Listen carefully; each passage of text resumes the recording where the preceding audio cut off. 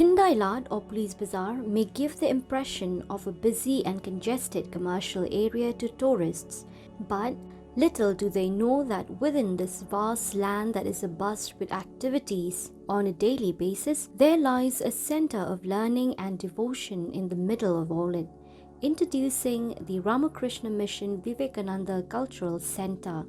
In this episode of Shillong's Iconic Structures, allow us to enlighten you about the history and journey of the Quinton Memorial Hall, presently known as the Ramakrishna Mission Vivekananda Cultural Center. Located at Quinton Road, just opposite the police reserve, this center officially became a vocational institution in 1993, but its history dates back to 1901. In a previous episode, we had already dwelled minutely on the history of the Ramakrishna Mission in Shillong and the several social services that it has been rendering to the people of Meghalaya since 1924.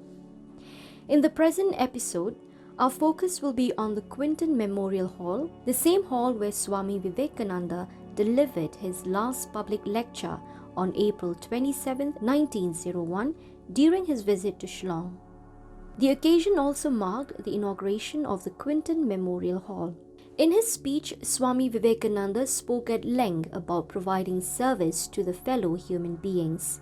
According to a documentary film produced by Ramakrishna Mission Shillong recently, Swami Vivekananda was quoted as saying, "First is to give alms to help the physical body with food and clothing. Second is to give training on knowledge like teaching in a school. And the third is to show to the human soul the way of God's realization." Our work in India now is to open the eyes of the people.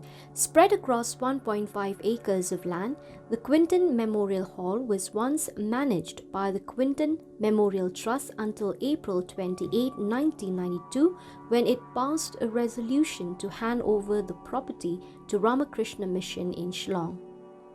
But during this time, the trust was engaged in a legal tussle over land ownership. It was not until 1993 that the trust regained possession of the land and subsequently handed over to the mission. How times have changed. From a semi-wooden and semi-concrete hall with pitch roofing and a large campus, over the years, the hall has transformed into a center that connects different communities through education and art.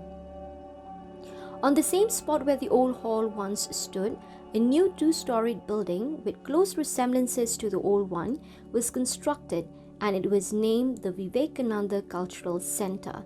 It is a wing of the Ramakrishna Mission Shillong. Its services were expanded in 2002 after completion of the present building. It was said that the main hall is as spacious as the old one, with uncanny resemblances. The hall is used for cultural purposes and during examinations. The campus itself exudes an artistic, spiritual, and innovative aura. With the life-size statue of Swami Vivekananda greeting the students every day, the well-cut grasses and different types of foliage on the front yard and the left side of the border are a perfect setup to calm the unsettled and burdened minds. On the left side of the border hangs a massive rectangular colorful flex highlighting the different activities offered in this institute, and in front of it is a beautiful lawn for students to sit and enjoy the beauty of the surroundings. A religious institution is incomplete without a prayer hall. This hall provides a place for students and teachers to relieve their stress through meditations and prayers. Here is something that most artists would find interesting. Did you know that the four walls of the main building are filled with paintings painted by none other than the students and the teachers themselves? Earlier this year, another multi-storied extended building was inaugurated to accommodate the ever-growing number of students. It houses many classrooms fitted with the latest technologies, from smart classes to smart conference rooms. This center works on activities to mold the youths in accordance with the ideologies of Vivekananda. It offers courses in computer training, drawing and painting, Sanskrit, spiritual discourses, Youth Forum, where youth in the age group of 15 to 35 gather in the Institute on Sundays for self-development and discussion on several issues. Besides these, the center also offers courses on English language and on communication skills.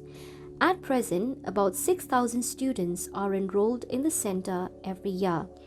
The institute also houses the first computerized public library with about 13,500 books and a number of journals, magazines, and newspapers. A seed of wisdom and all-encompassing devotion to mankind that was sowed by Swami Vivekananda in 1901 bore fruits decades later. Credit goes to the Ramakrishna mission for its continuing efforts to uplift the standard of education and skill development in the state.